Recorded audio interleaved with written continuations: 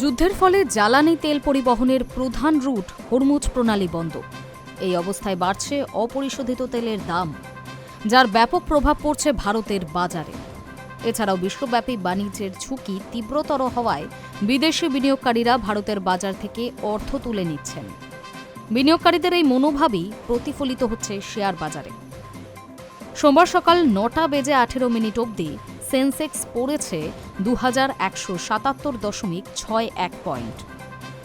এর ফলে সেন্সেক্স দাঁড়িয়েছে 76,741.29 পয়েন্টে।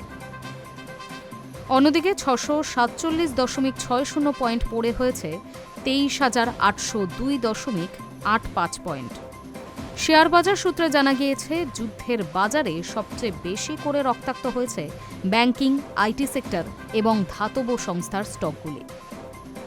উল্লেখ্য, গত শনিবার ইরানের মাটিতে যৌথ হামলা চালিয়েছে আমেরিকা ও ইসরায়েল। কার্যত তছনছ হয়ে গিয়েছে তেহরান সহ ইরানের একাধিক অঞ্চল। হামলায় মৃত্যু হয়েছে আয়াতোল্লাহ আলী খামেনেইয়ের। জবাবে মধ্যপ্রাচ্য জুড়ে ছড়িয়ে থাকা আমেরিকার একাধিক সেনাঘাঁটি ও ইসরায়েলে হামলা চালাচ্ছে ইরানও। Kuwait, Bahrain, Oman, Jordan, Iraq, সংযুক্ত আরব আমিরশাহী, সৌদি আরব, সিরিয়া, তুরস্কের ওপর ব্যাপক ক্ষেপণাস্ত্র এবং ড্রোন হামলা চালানো হয়েছে। যুদ্ধে ইরানের মৃতের সংখ্যা 2000 ছাড়িয়েছে।